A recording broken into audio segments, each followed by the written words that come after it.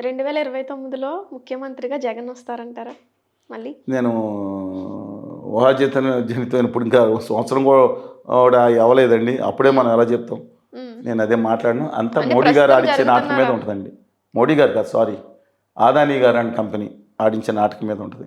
వాళ్ళు ఓకే. ఎవరిని పెట్టాలనుకుంటే వాళ్ళు నాటకం ఆడించి వాళ్ళు పెడతారు. అంటే నాకు ప్రజలు అర్థం చైతన్యవంతం కాకపోతే. అంటే ఇప్పుడు ఎన్నికలంటే ప్రజల చేతుల్లో కదా ఉండేది. మీరేంటి లేదండి, అలా లేదండి, అంత చెప్తున్నారు? మోడీ గారు అండ్ కంపెనీ చేతుల్లో అని కూడా చెప్పను. అదానీ గారి చేతుల్లోనే.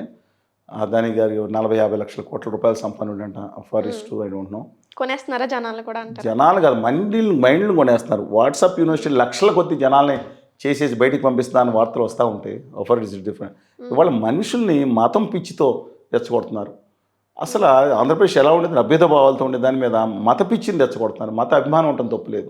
హిందూ మతాన్ని నేను గౌరవిస్తాను, హిందూ మతంలో ఉంటాను, హిందూ మతంగానే నేను చనిపోయేటప్పుడు ఉంటాం ఆఖరి వరకు. కానీ అది వాళ్ళు అనుకుంటున్న మనుశాస్త్రం మాత్రం కాదు మాది.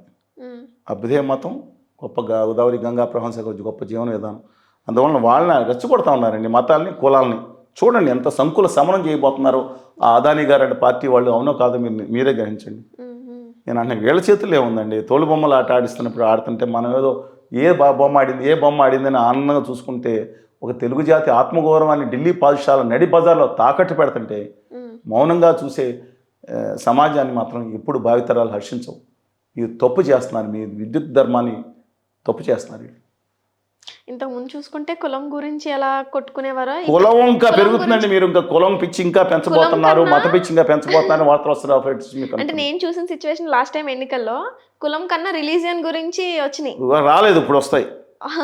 ఇప్పుడు చంద్రబాబు నాయుడు ఉన్నప్పుడే ఈ శంకరావం గుర్తుకొచ్చింది. మరి జగన్మోహన్ రెడ్డి గారు ఉన్నప్పుడు గుర్తుకు రాలేదా? మళ్ళీ చంద్రబాబు నాయుడు గారు కూటమి నుంచి బయటకు వచ్చి ఆ రోజు వచ్చి ఆంధ్రప్రదేశ్ హక్కుల కోసం కానీ గుళ్ళు కొట్టేశారని మళ్ళీ చేశారు, రాలేదని కొంతమంది ప్రశ్నిస్తున్నారు. నేను వాళ్ళ విచక్షణకి వదిలిపెడుతున్నాను ఏంటనేది. ఎందుకని చేస్తున్నారు? భయంకరమైన కుట్రతో ఎందుకు చేస్తున్నారు? అనంత శ్రీరామ్ గారు ఎందుకు వచ్చారు? ఎలా మాట్లాడారు? మా గోదావరి జిల్లా, మా ఊరికి సంబంధించిన వ్యక్తి, ఈయన కృష్ణా జిల్లాకి, గోదావరి జిల్లాకి విద్వేషం రెచ్చగొట్టడానికి ప్రయత్నించాడంటే అసలు ఏం మనుషులండి వీళ్ళు? అంటే అదే విధంగా కృష్ణా జిల్లాలో వాళ్ళు కర్నూలు చూపించారు. ఏమన్నా కామన్ సెన్స్ ఉందా? చదువుకున్నాడా? గీతాలు రాస్తాడు.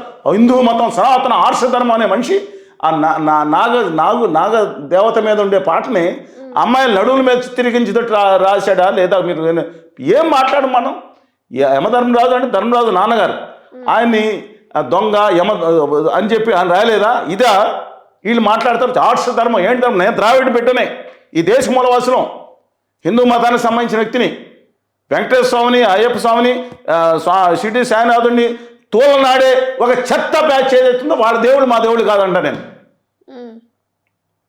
వీళ్ళని కూడా వీళ్ళు పురాణాల్లో కొన్ని చోట్ల లేరు, మేము ఎందుకు గౌరవించాలంటే మేము గౌరవించాం మీ దేవుళ్ళని. మా పోలేరమ్మ, మాయవాళ్ళమ్మ, ఏదంటే దేశాలమ్మ, తలుపులమ్మ, మైసమ్మ, ఎల్లమ్మ, వీళ్ళందరినీ గౌరవించుకుంటాం, సమ్మక్క సారక్కని గౌరవించుకుంటాం. నేను డెఫినెట్గా చెప్తున్నాను, మేము తిరుపతి వెంకటేశ్వర స్వామిని పూజిస్తాం. డెఫినెట్గా మా ఒక ఇది ఉంటుంది. వాళ్ళెవరని చెప్పడానికి మనకి. Let us wait and see. Okay అండి, థ్యాంక్ యూ. నమస్కారం, అందరికీ నమస్కారం.